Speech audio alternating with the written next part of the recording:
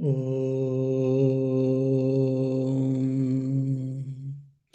भद्रं कर्णेभिः शृणुयाम देवाः भद्रं पश्येमाक्षभिर्यजत्राः स्थिरैरङ्गैस्तुष्टुवागंसस्तनूभिः व्यशेम देवहितं यदायुः स्वस्ति न इन्द्रो वृद्धश्रवाः स्वस्ति नः पूषा विश्ववेदाः स्वस्ति नस्तार्क्ष्यो अरिष्टनेमिः स्वस्ति नो बृहस्पतिर्ददातु ॐ शान्ति शान्ति शान्तिः हरिः ॐ. O Lord, please bless us from good health at physical level, mental level, emotional and intellectual level. May we see good, hear good, and do good. Oh, peace, peace, peace. Dear devotees, last class, we did try to discuss the 5th chapter, and where we came to know, or we try to discuss the Omkara Upasana. By doing meditation on the Omkara, what are the results one can get? So there were two results primarily we had discussed. One is getting after the death, going to lunar sphere, then after some time, again coming back to this mundane world and taking human birth, and where there is a spiritual, conducive, familiar the atmosphere. Because after the death, it is not certain that we will take human birth alone. We can take as a birth, we can be born as animal or a bird or anything else. That's the one thing. And the one more, the result of Omkara Upasana, meditation on the Omkara has been told Krama Mukti.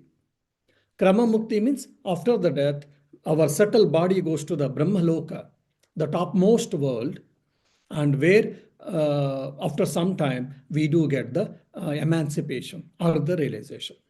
So this is the main topic we discussed in the 5th chapter.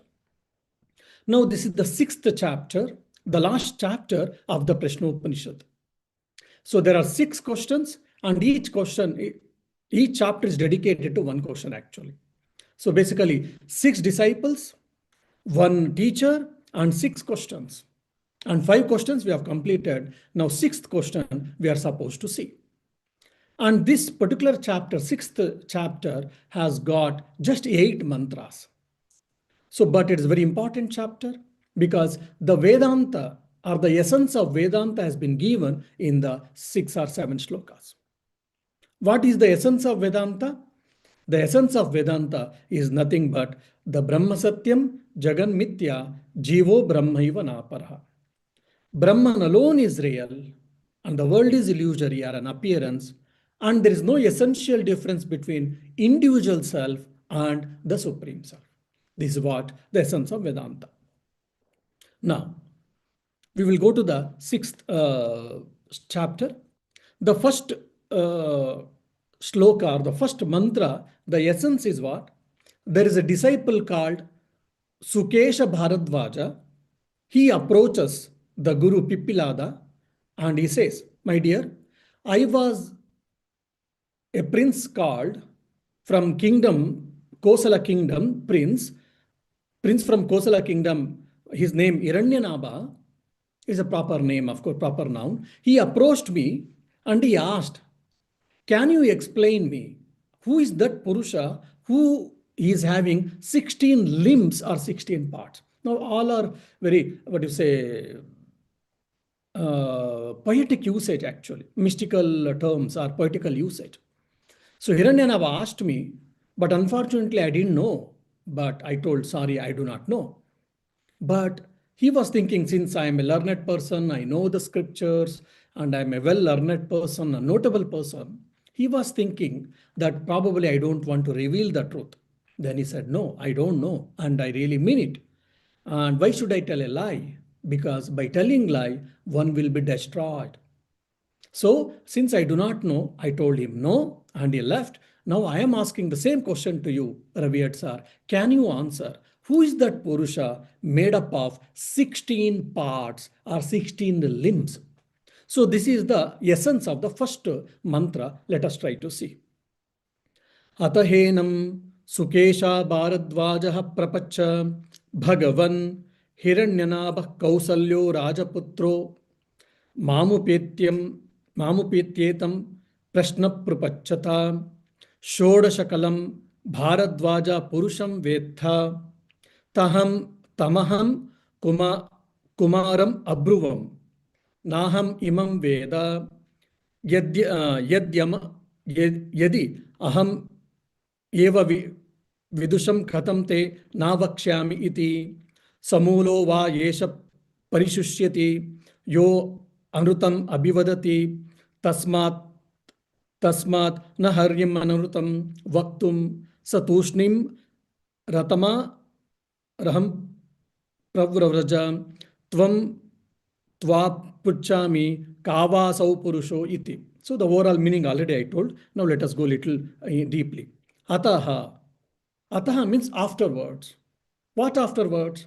The fifth question has been answered. Now after the answering the fifth question, now the sixth question is going to start. Sukesha Bharadvajaha. So Sukesha is the first name of a person actually. And the Bharadvaja is the surname or the last name. Why there are two names? Sukesha is his proper name or the first name, Bharadvaja because he is from the Bharadvaja Gotra, Bharadvaja lineage, basically. And interestingly, Sukesha means Sukesha. Kesha means hair. One who has got a good hairs, maybe curly hairs or whatever. So whether we don't know whether he used to go to the barber shop or a beauty parlor in those days, but he had a wonderful hair and people used to like his hair or hairstyle. So such a person is known as Sukesha. Prapacha, he asked, Bhagavan, O respectable sir, O adorable sir, Yenam means to him. To whom? To him means what? To Pipilada. Hiranyanabaha Kausalya Rajaputra. So there is a Rajaputra prince by the place or by the country named Kosala. So that's why he's also called Kausalya and his name is Hiranyanabha. So his first name is, the prince's first name is Hiranyanabha and the surname can be said that is a Kausalya. Now this is very minute difference. Now Rama's mother's name is Kausalya. So that is Dirgha Kausalya. But here Kausalya. So it is only short vowel, not the long vowel. If it is long vowel, it is a feminine, it is meant for ladies, and it is a short vowel, it is meant for male. So Kausalya, surname.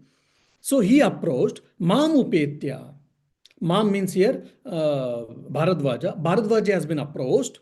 Apruchata. He asked. It is in a past tense, of course.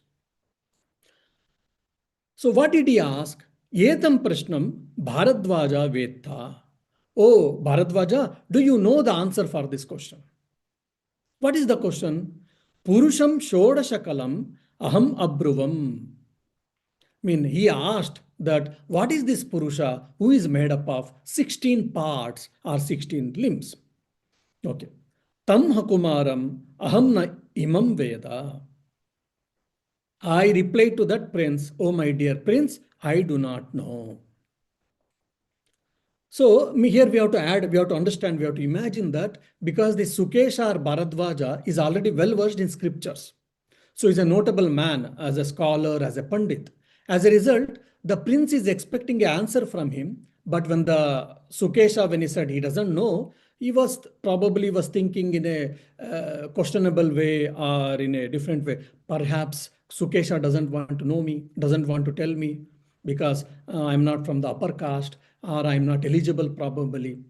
So for that, Sukesha, he's displaying his honesty and truthfulness. Yadi aham avedisham imam.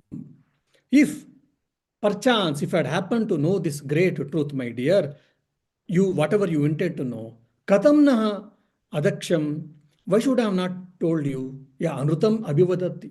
Even if I know the answer and if I don't tell and if I say that I don't know, then I will be lying. Yeshaha samulaha parishusyati. By lying, this lying habit or this lying habit, what it kills the man, it dries the human being completely, it destroys the human being completely. Tasmad, therefore, na harhami anutam vaktum. So I can't afford to tell the lie. Even I may wish, I may desire, but I am not supposed to, I can't afford to tell the lie. So I do not know. I am giving a honest reply, sincere reply, truthful reply. So then when Hiranyanaba, when he got confused, when he got convinced, Aruhya Ratam Saha Pravraja Tushnim. So Hiranyanaba got convinced by the answer of Sukesha, so he kept silent and he took he took the chariot and he left the place. Tam Purusham Prapachamitva. I shall ask you, O sir, about that Purusha which was asked by Hiranyanaba. Kva aso Purushaha? Where does that Purusha exist? So this is the overall meaning of the first shloka actually. So here basically, who am I is the question of the sixth chapter. Now the whole Vedanta is trying to tell who am I, who am I. So that's what here trying to tell. Who am I? Instead of saying that who am I, they are saying that who is this Purusha? So here, actually, from this one shloka, we can deduce two questions actually. In one question, there are two sub questions. What is that? Kva saha kaha saha means who is he, where is he? Who is this Purusha and where is he residing? Where is he staying? Is he staying in my house? Is he staying in the beauty parlor? Or is he staying in the shop? Or is he staying in the above world? Or in the below world? Or in the water? In the fire? Or in any particular maybe gold or diamond?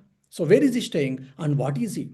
Or who is he? That is what the question. Now let us try to understand from the second shloka onwards. Tasmai sahovacha इहैव अंतःशरीरे सौम्य स पुरुषो यस्मिन्नेताः षोडशकलाः प्रभवन्ति इति. Okay. Now, before going to the shloka, I want to give little background so that you'll be able to understand because it is very quite technical. Now, Shodasha Kala. Shodasha means 16.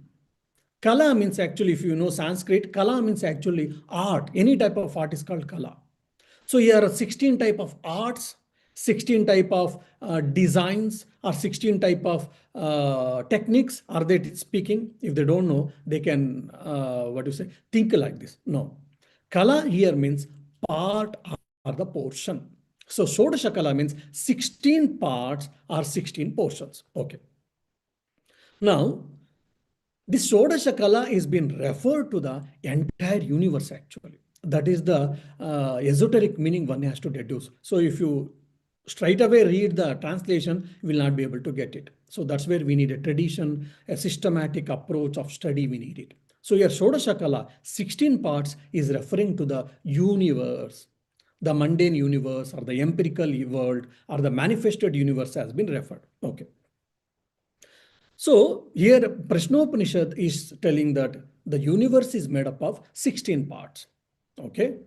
Now, so that means, again, if you have studied Bhagavad Gita and the Vishwarupa Darshana Yoga in the 11th chapter, we try to understand that the Lord or the Brahman or the Supreme Self is appearing in the cosmic form.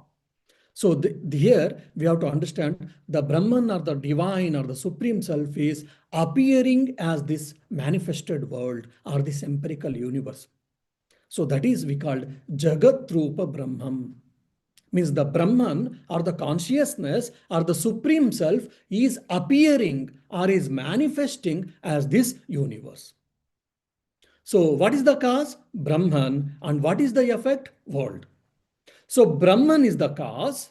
And what is the effect? The world. So Brahman is appearing as the world. Now let us try to understand a little. Now there is a mud part. So the mud part is what? The product. Means the effect. The mud product is made from what? Clay. So clay is the material cause. Okay. Who has done this? All of a sudden it didn't come from the clay automatically. Part didn't come. It's been, someone has to prepare it. Someone has to make it ready. Who? The potter, which is called efficient cause. So the potter is the efficient cause and the clay is the material cause by which we created the product called the pot. So similarly, we can say gold. Now the gold is what? The cause, the material cause. And the goldsmith is what? The efficient cause. The efficient cause, using the material cause, he prepares the called effect or product, golden ornaments. Of course, he may use mix some other metals, and he may use few other things like fire and other things, chemicals or whatever, but then different golden ornaments called effect is been produced. Okay, so effect, for example, golden ornaments, there are two types of causes. One is material cause, the other is efficient cause. Now, if you take the same example or same logic with the world is an effect, product, and for that there should be two causes. One is efficient cause and the material cause. Now, who is efficient cause and who is material cause? So, according to the Upanishads and according to the Advaita Vedanta, the efficient cause and as well as material cause, both are Brahman.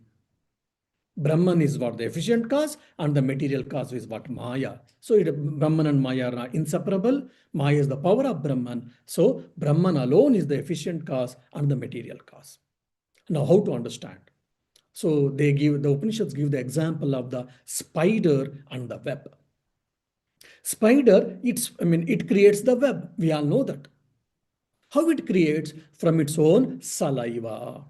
So it has been created in his body, and it produces and it webs. It creates a web. So similarly, the Brahman is manifested as this universe. This is the thing we have to understand. Now, who is he and where is he? These are the two questions we have to answer.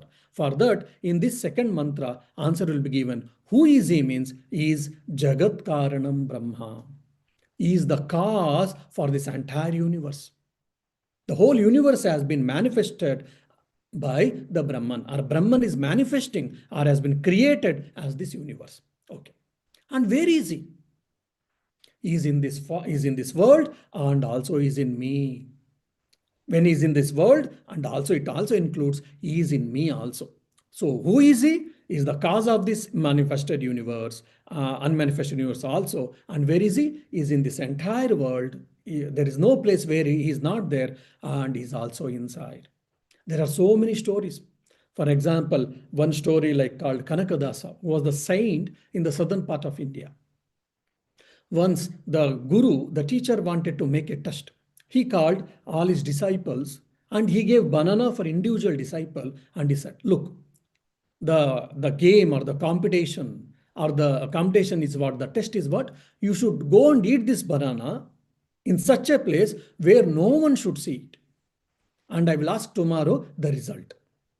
Then everyone was happy, and it's not a big question. So someone went in a bathroom and he ate it. Someone went out behind the building and he ate. Second person, third person, he covered himself with the towel or the bed spray and he ate it. The fourth one, when everyone slept in the late night, in the dark night, he ate. So like this, different people have tried their own techniques. The next day, morning, the teacher appeared and the students were sitting. Then the teacher asked everyone, did everyone eat the banana? Everyone nodded their head except one. Then the disciples the teacher asked the disciples, can you give me the answer? Where did you eat? How did you manage to eat? One fellow said, sir, I ate in bathroom. One fellow said, sir, I went to the backyard of the school building, the Gurukula, where no one was there. I ate. No one saw? No, sir. Someone said again below the, bed spray. Someone said in the kitchen, or someone said in the dead night and all. Then this Kanakadasa was the only person who couldn't eat. Then everyone were thinking this Kanakadasa will get today nice scoldings from the guru or the teacher. The teacher asked, oh Kanakadasa, dear Kanakadasa, why you didn't eat the banana? Why you couldn't manage where elsewhere others, everyone have managed to eat without saying, and why you couldn't? He said, sir, I'm sorry. I tried in multiple ways, but I couldn't. Then the teacher asked, can you explain it more little? He said, yes, sir. I went wherever I went. I went to bathroom, or I went to kitchen, I went to my own room, a study room, or I went to the backyard, I went to the fields, I went to the forest. Okay, were there people everywhere? No, sir. I mean, physically there were no people, but I could experience God is there everywhere. Wherever I go, God is seeing me, God is watching me. So, but you have told no one should see it. So I thought, including God. So because God is seeing me wherever I go, hence I couldn't eat this banana. I am sorry. Everyone were puzzled, everyone were astonished to hear this. And the Guru was very happy and he said, look, this was the test. Because I have taught the scriptures for all of you. I wanted to know, is really are you feeling the presence of the Lord, presence of the divine at every moment? I wanted to test. That's why this test was put. Now everyone failed except Kanakadasa. He was feeling the divine every moment, in every walk of life, in every moment, and in every area. So there is no place where there is no God. There is no place where there is no divinity. When there is no moment where there is no divinity exist. We might have forgotten, fine, but there is no time where it doesn't exist. So same thing we can see here. The Brahman is been manifesting as this universe since, and the Brahman is there in this world, every part of the universe, and Brahman is inside also, inside every human being. Okay. Now, how to understand this? So for that, the Upanishad gives a very clear answer.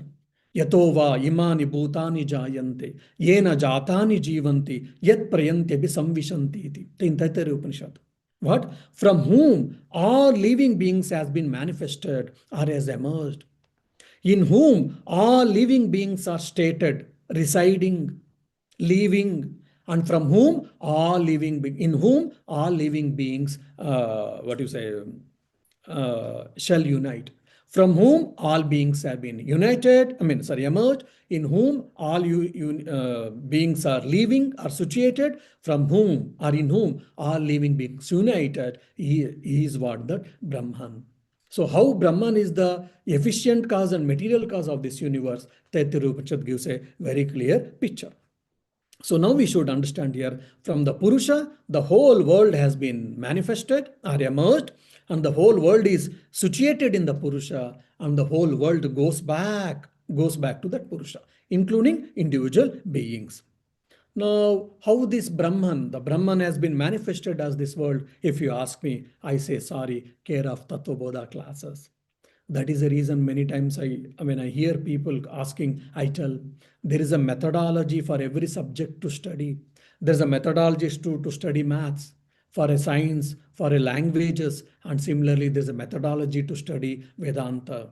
What is the methodology to study Vedanta? First, we should start with the introductory manuals called Prakarana Granthas like Tattva Bodha, Atma Bodha, then Bhagavad Gita, then Upanishads, then Brahma Sutra. Suddenly, someone like very nicely this three states of existence, they start with Mandukya Karika. No, if you start Mandukya Karika, you might feel that you understand something, no doubt, but not completely. So there's a systematic approach, there's a methodology. If we can in this way, we can understand the subjects very clearly. Otherwise, there will be a lot of dashes, lot of gray matter or gray portions which we don't understand. Okay, now the second mantra, Tasmai Sahovacha. To him he said. To him he said, all are pronouns. What does it mean? Means to him means to Bharadwaja or to Sukesha. He said. The Guru, the teacher, Pipilada said or answered. Answer to the question of Bharadwaja. Hey Soumya, O amiable one, O dearest student, O gentleman. So a student also has to be gentle in his behavior, in his approach. One should have the values in the life. Saha Purusha, that Purusha, Yasmin Yeta Shodashakala Prabhavanti, in whom these 16 parts are emerged or originated. Kvasa, who is he? So Saha Purusha, that Purusha, Yasmin Yeta Shodashakala Prabhavanti, in whom these 16 parts are originated. So who is that Purusha? Who is he? Kvasa, that was the question. So now here, answer has been given from the Pipilada.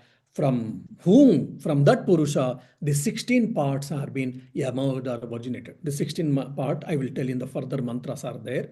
So the 16 parts or portions are being emerged from that Purusha. So who is he? That Purusha is the cause for this entire world. Okay. And where is he? The second, one more question, sub question was, who is he and where is he? Ihaiva antasharire. Here itself, he is living in this body.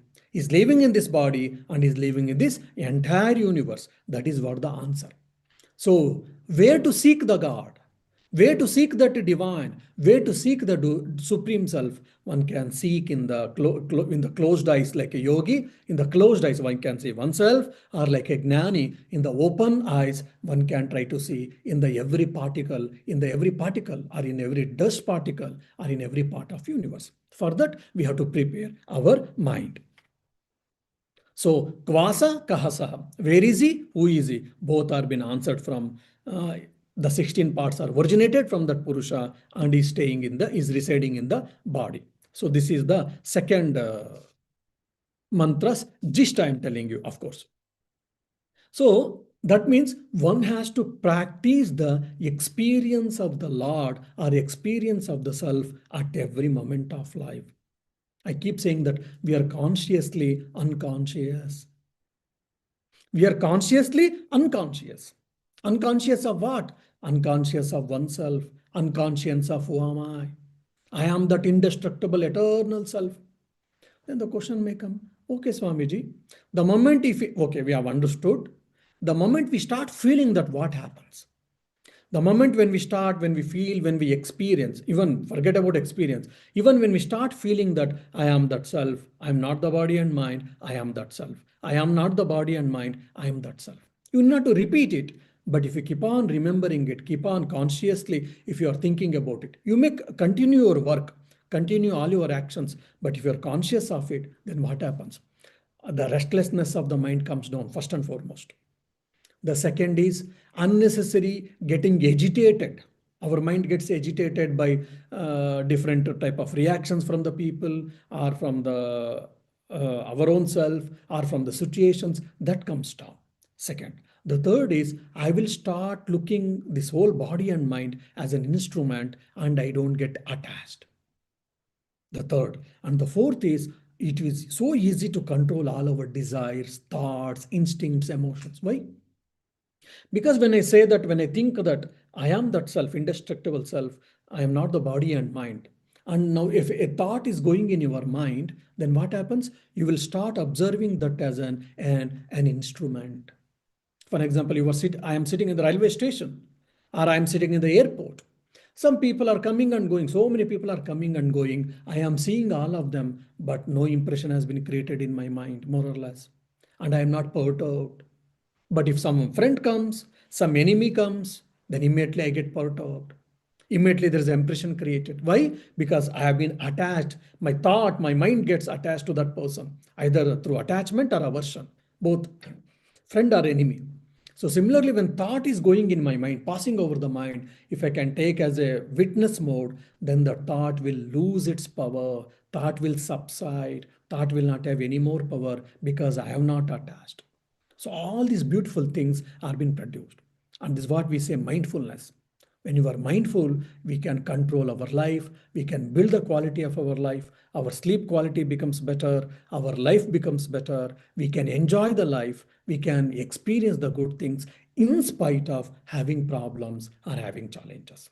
That is the greatness of thinking, who am I, who am I, who am I, or what I am, what I am, what I am.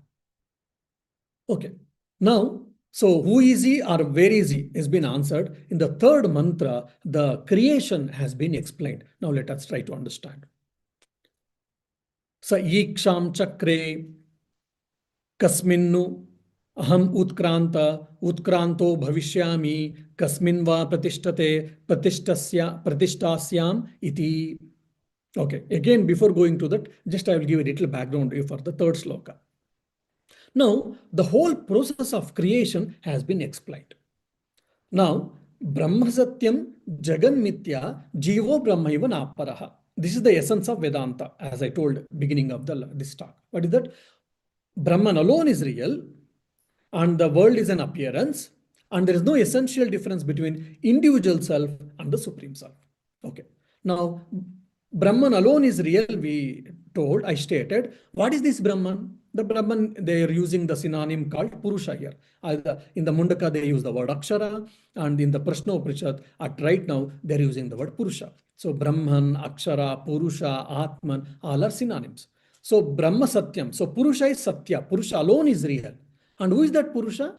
Purusha is the source of the creation. Okay. And what is the nature of this universe? The universe is an appearance. Means the Brahman is appearing as this world. That's why it is what appearance. Now we will see how that is appearance. Now, how much ever I say Brahman alone is real, the world is an appearance, we start thinking, maybe Swamiji, but our understanding is different. Now I am feeling hungry. It is an evening time here. I am feeling hungry. This is my dinner time or supper time. I am feeling hungry. How can you say that it is an appearance? It is an delusion. Or there's an accident and someone broke his leg. So how can you say that it is an appearance? And in the last week or in the last 2 weeks, there were floods in India and in the China or in the Texas, in the some parts of US and all. So there were a lot of floods, lot of calamities, and we are experiencing it, and people are experiencing it. How can you say that illusion? Or how can you say that it is an appearance? This question will come. And okay, whether its appearance or real, we will try to understand afterwards. Now, how this creation came into existence, or how this world was created, who was created, when was created, how it was created, who created, and when created. These questions will come for all of us.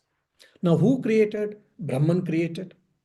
Brahman manifested, we say, but okay, for understanding sake, who created? God created. Devotional scripture says, now the Upanishad is saying Brahman has created. Okay. When created? Oh, when created, we cannot say. Why? Because when means the time. The time and space is the part of creation, so we cannot say when. When the creation started, the time started, actually. We may say thousands of years before, millions of years before, and all. We may say, in reality, logically, we cannot say when it created. Why? Because the time itself is the part of creation. The space itself, where it got created, the space itself is the part of creation. So we cannot say when it is created and where it is created, we cannot say. We may give some answers, but really it is no. Then okay, how it was created? Then now, for example, Bible says the God created the world out of nothing. And the Semitic scriptures say, oh, he's all powerful. He by his mere will, he created. They say. Now here, the Upanishad is saying that Brahman thought, he visualized, he desired, let me become many. He desired and he visualized. He visualized and he created this universe. For example, we need a house. I tell the architect, oh my dear, can you draw the plan for me to build a house? He says, okay, fine. Can you tell me what do you want? Okay, this is the area I have got, the site area, and maybe I want one drawing room. I want 2 or 3 bedrooms with attached bathroom or without attached bathroom. I need a kitchen or I need a storeroom. Whatever I need, I will give my list. So based on that, he collects all the data and he starts thinking, okay, this is the area and this is the shape of the site and how it can be put so that we can make use of the place well, and how we think and he puts on the paper. And that has been given to the civil engineer. Civil engineer, he builds the house, and where we go. This all we know that. So similarly, that doesn't mean that the God takes the pen and paper or the AutoCAD software and he creates the blueprint. No. Or like a civil engineer, he gets the masons and he puts the like cement and other things. He builds this world. No. He only thinks systematically how this world has to be created, world has to be emerged. He thinks and he starts. His mere will, his mere desire, his mere wish gets created. The whole world gets created. Now the question might come, why is this? What is this they are going to tell? Now, the Upanishad's idea is not going to convey us, not going to inform us, explain us how this world was created. No, not at all. Because how much ever we say the world is an appearance or the Brahman is manifesting as the universe, we will say who created, when created, how created. For that, the Upanishad gives a theory. Now there are different type of theories. Different type of theories. The main structure is same, but there are some technical differences or some minor differences in these creations. In different Upanishads, we see different theory of creation, but what do you say? More or less, the structure is same. How? Now, one more question might come for all of us. Okay. Now, from the clay, the pot has been created. From the gold, ornaments has been created. From the water, ice has been created. Hydrogen helium fusion, water has been created. And from the soil and the seed and the sunlight and the fertilizers, plant has been created. So that means from the matter, from the inert matter, things has been created. So probably the Brahman is also the inert or achetana. We might come into this conclusion. We might think like this. So Upanishad is very careful about our ignorance or about our limited understanding or narrow understanding. That's why the Upanishad tries to give an example for us. Sokamayata bhosyam prajayeti. Oh, the Brahman thought, let me become many, and that's how the creation started. That means what? The source of creation called Brahman, it is not the achetana, inert matter. Because science, what it says? Oh, there was a bang sound and the whole creation started. Then hydrogen, helium fusion happened and so many. Then slowly, the planets came into existence, solar system came into existence, all these things we tell. So from the matter, the whole world has been created, and this fusion of matter consciousness also comes. The science is telling from the whole world has been created from the matter and including the consciousness. The overall their approach is what that. So from the matter, universe has been created. From the matter, the permutation combination of the matter, even the consciousness or the living being also has been created. Now, this is my empirical science approach. The spiritual science is just opposite. From the matter, the world and the consciousness has been created. The empirical science says, the spiritual science says, from consciousness, the living beings and matter has been created. From the consciousness, the matter and the living beings are created. So this is the difference between the empirical science and the spiritual science. Okay. So when the Brahman visualized, Brahman thought, Brahman visualized, Brahman meditated, and he created the universe. When the Upanishad is saying two things very clearly. The creator, the source of creation or the creator is not the inert. He is Chetana, he is living, he is conscious principle. And also, this visualization is not accidental. Science says the world, why this got created? It was accidental. It was perchance. The Upanishad doesn't accept. The creation is not accidental. It is not a random process, or it is not even just perchance happened. Then it is visualization, it is a conscious act, and it is because of the law of creation or law of karma. Because so many individual beings have got their karma phala, fruits of action, which has to be used, which has to be burnt out. For that, the Brahman has created this universe. So Brahman, the consciousness principle, the conscious principle, the Brahman is the source of creation. It is not the inert, and because for the law of karma, it is a visualization process, very systematic process. It is not accidental. These are the two things Upanishad is telling very clearly for us. So if you keep this as in a background, then we will try to understand the third sloka. Now you might understand now why I gave all this explanation to understand the third sloka, which will be easy for you. The opening statement itself says, Sa Iksha Chakre, Sa Iksham Chakre. Sa Iksham Chakre means he deliberated, he visualized. He means who here? The Purusha deliberated, Purusha visualized. About what? about where can I go and get Guinness, the Ireland, or where can I go and get the good food, or where can I spend my bank holiday. Was he visualizing about it? No.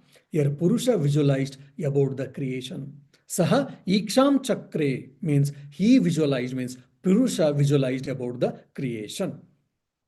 Okay. Now, which is the most important point, important part in the world or in the human being, if you ask, according to the Upanishad? Already in the second chapter, we have discussed in the Upanishad, in the same Upanishad, Prashna Upanishad, that prana, the energy principle, is what the important part of the creation externally and also of the human being or of the living beings also. So that's why they are telling you, Kasminnu aham utkranta. If you ask, they are telling Kasminnu Utkrante means which particular agent has been right. It is just again very indirect way of telling. Just I will tell the meaning, then I will give you the clear understanding. Kasminnu Utkrante, which particular agent have been raised up? Bhavishyami aham Utkrantaha, shall I myself become separated? Then Pratishtasyamiti, where does he reside? These are the three things he has been told in this particular sloka. What does it mean actually? So basically it is telling that from which principle, from where the living being or the world has been originated, where the living beings or the world has been residing, and where this world or the living beings are going to unite, are going to merge, are going to dissolve. So from where it has been created, from where it is residing, and from where it is going to dissolve, or where it is going to unite after the dissolution or the destruction. That is what the question here actually. So, for example, how or by which I came into existence, I am continuing to live or residing to live, and in whose absence I am dead. The same thing can be told to the world. From whom or by which the world came into existence. The world has been created. In whom the world is residing. In whom the world will be merged. For example, there is a pralaya, there is a destruction of the universe by the tsunami or whatever, because every religious scripture that tries to tell this. So there's a complete destruction of this world, if you say, this whole world, where it goes, merges, where it merges, if you ask. So from where it has been created, where it is residing, and from where it merges or unites.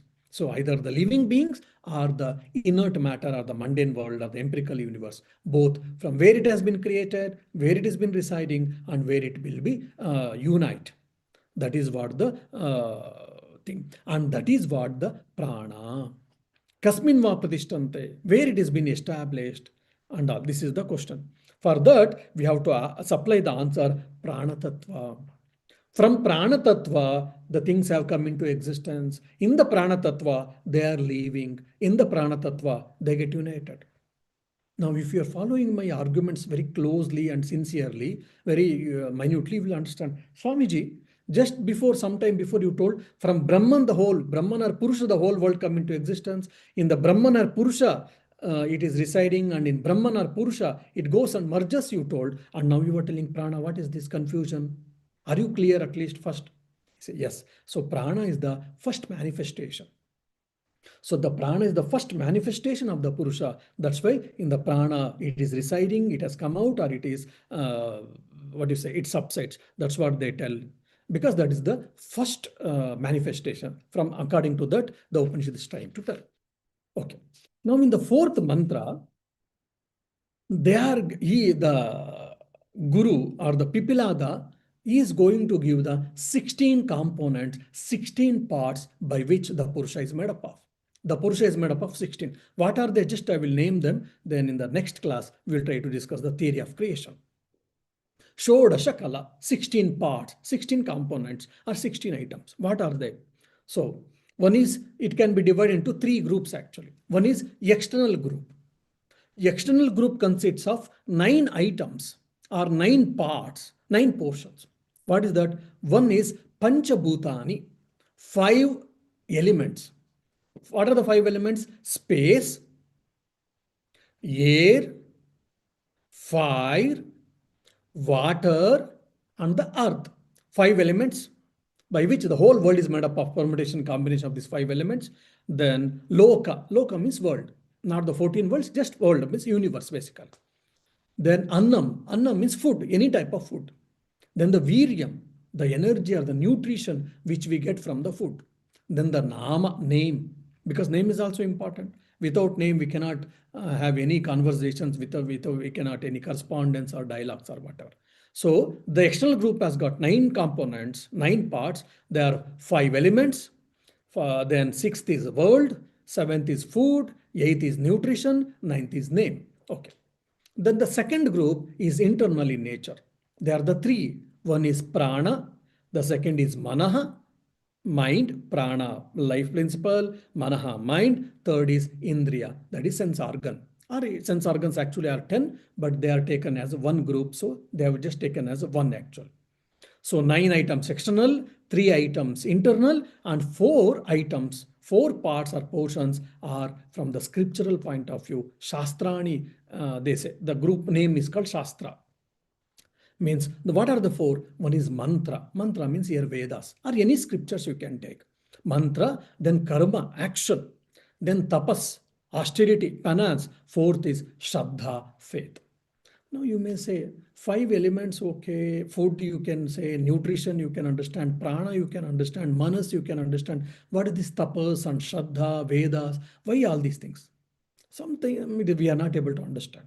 Yes, for this we need some description, for some analysis is required, and what is the intention of the Rishi and why they are telling. We need some understanding. Let me discuss in the next class theory of the creation.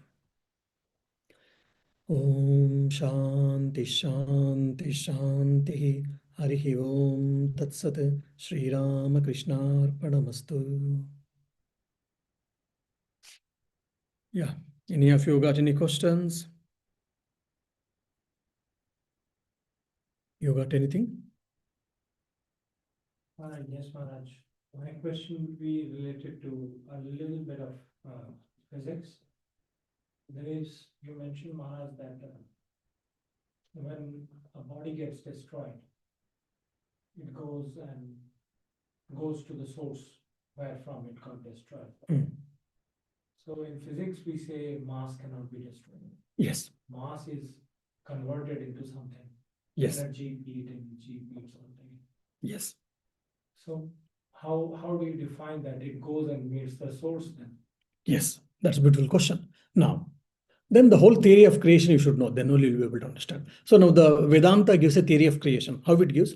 Now, the Brahman is appearing as manifested as energy. The first evolute is called energy, that is called prana. And from that energy or prana, the 5 elements are made up of. The earth, air, water, space, and the 5. So this whole world is made up of permutation combination of these 5 elements. Okay. Now this body is made up of what? These 5 elements: space, water, fire, earth, and and air. Okay. When I die, so when I die, this body has been either when you burn, it becomes a part full of ash, or when you dig and bury me, then it becomes a part full of sand, soil, or whatever. So this body is made up of 5 elements, and it went back to 5 elements back. Okay. Now, it went back to 5 elements. These 5 elements came from where? From the source, that is the energy. Energy came from where? The self or the cosmic principle. That's what Brahman. So in that way we say from Brahman it came, and in Brahman it goes. How? It is not directly, indirectly. Did you understand? Like all I can understand is that after being destroyed, it's getting converted to energy, which is prana. Life principle. Yes. But from there, how it is further getting destroyed or how it is getting deducted. Plus, when we burn the body, all part of the body doesn't get destroyed. Yes. There are ashes, there are some of the things. Yes. So when we talk on that aspect, either it degrades, if it's some different religion, it gets degraded to soil or something. So actually, if we think from that perspective, it's actually not getting destroyed, but converted into a different Yes, you are right. So when we say use the word destroyed, the body has been destroyed is a very limited usage. So the body has gone, actual usage will be the body has gone its original, from where it is made up of. For example, soil. It is made up of soil and it went back to soil. It now you can say it is in the form of soil. How can you say that it went back to Brahman? The question might come, it should come. Yes. Now, this for example, that you keep the body, you bury the body for a long time you kept, that got disintegrated and everything. And finally, at the most, it might have become a soil. Yeah. Okay. Now, the soil has come from where? From prana. And the prana comes from where? The Brahman. So in that indirect way, we say that everything has come from Brahman and everything is in that Brahman and everything is going back to Brahman is what from this angle. This is one understanding. Now, I am seeing that the soil, I am perceiving it as a soil. Say for an example, I bury a person or someone buried a person 200 years before and their family people allowed me to dig the grave and I dig the grave. 200 years was over. Then I see it was a pot full of mud or soil basically. That's nothing else. Or you may say 1,000 years before. Yeah. 1,000 years before you may say probably it was just pot full of mud only. That's all fine. Now, whoever sees objectively, everyone will be seeing that same mud only. Now, I am observing or I am experiencing that X item as a mud from how?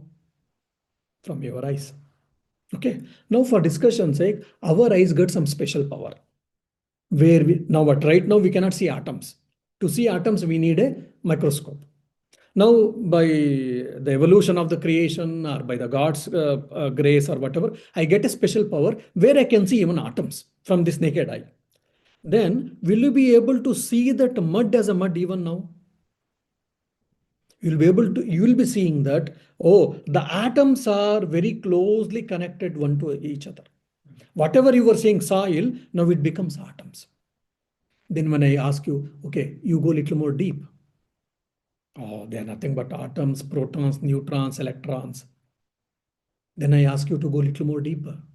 It becomes energy. Then you go a little more deeper, then it is the consciousness. The consciousness has been perceived from the sense organs, and we are getting a particular experience actually. This is one more argument. This is another argument through which we can establish how this whole world has been goes back to the society. The Brahman is what? Because I'm seeing that mud is what? Because my naked sense organs, making naked eye. That is also one more, what you say, an argument one can think.